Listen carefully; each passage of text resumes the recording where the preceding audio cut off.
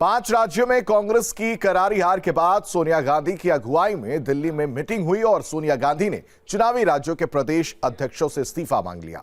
इस्तीफे की खबर के बाद अजय कुमार लल्लू ने बताया कि कांग्रेस ने मुद्दों के आधार पर चुनाव लड़ा था, मगर जनता ने नकार दिया। अजय कुमार लल्लू ने बताया कि भविष्य में फिर से जनता के बीच में जाएंगे। जो हमारे राष्ट्रीय अध्यक्ष जी का निर्देश होगा उसका पालन करेंगे। सर, हार की पूरी जिम्मेदारी लेते हैं, नैतिक जिम्मेदारी हमारी है और हम लोगों ने प्रयास किया, संघर्ष किए, मुद्दों की राजनीति की, किसान, नौजवान, गरीबों की राजनीति को लेकर सड़कों पर उतरे, लाठी खाए, जेल गए। तो जितना हो सकता था हमने विश्वास हासिल करने की कोशिश की। जनता है, लोकतंत्र में मालिक है, नहीं दिया जनादेश फिर लेंगे, उनके बीच में जाएंगे, उनके अदालत में जाएंगे। देखते हैं कब तक नहीं मानती है, मनाएंगे। आपने इस बार फिर रिजाइन अभी किया है जब ये मीटिंग हुई थी सर? देखिए, अभी हमारे राष्ट्रीय अध्यक्ष जी का निर्देश आया है तो निश्चित तौर से उसका पालन करेंगे। गोरखपुर के डॉक्टर कफील खान को समाजवादी पार्टी ने एमएलसी उम्मीदवार बनाया है। अब कफील खान को सोमवार को अपना नामांकन वो दाखिल करेंगे। कफील खान ने मंगलवार को अखिलेश यादव से मुलाकात भी की और गोरखपुर अस्पताल ट्रेजेडी पर लिखी पुस्तक भी उन्हें भेंट की है। बता दें कि कफील खान को गोरखपुर के बीआरडी अस्पताल में हुई बच्चों की मौत के मामले में निलंबित किया गया था।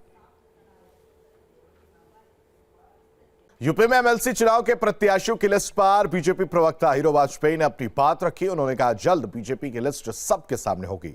Bharatiya Janata party cadre based party है और 24 घंटे काम करने में विश्वास रखती है। बीजेपी 36 सीटों पर अपना परचम लहराएगी।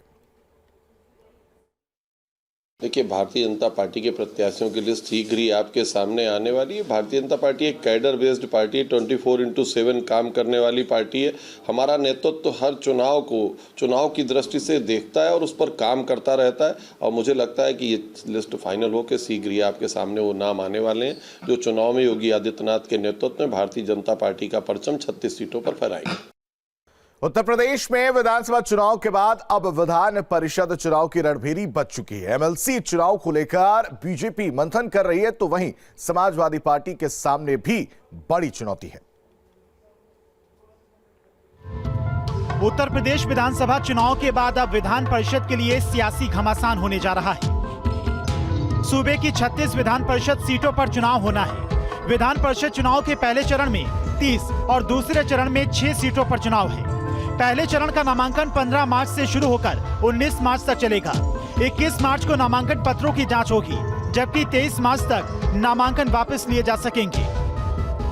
दोनों ही चरणों के लिए 9 अप्रैल को मतदान होगा, जबकि 12 अप्रैल को नतीजे आएंगे। विधानसभा में बहुमत हासिल करने के बाद बीजेपी की नजर अब विधान परिषद में प्रचंड बहुमत के साथ अपना दबदबा बनाने पर है, तो वहीं समाजवादी पार्टी के सामने विधान परिषद की सीटों को बचाए रखने की चुनौती है। बता दें कि विधान परिषद की 36 सीटों पर चुनाव के बाद ये पहला मौका होगा जब बीजेपी को विधानसभा के उच्च सदन में बहुमत मिल सकता है। 100 सीटों वाली विधान परिषद में स्थानीय निकाय क्षेत्रों की 36 सीटों पर 2017 के चुनाव में सपा को 31 सीटों पर जीत मिली थी, जबकि 2 सीटों पर बीएसपी और 2 सीटों पर कांग्रेस को जीत मिली थी। गाजीपुर से विशाल सिंह चंचल निर्दलीय चुने गए थे, लेकिन 2017 के बाद सूबे में बहुत कुछ बदल चुका है। विधानसभा चुनाव में बीजेपी की हुई बम्पर जीत के बाद अब निगाहें विधान परिषद चुनाव पर हैं। बीजेपी की क्या रणनीति है, इस पर भी मंथन चल रहा है। Team news state.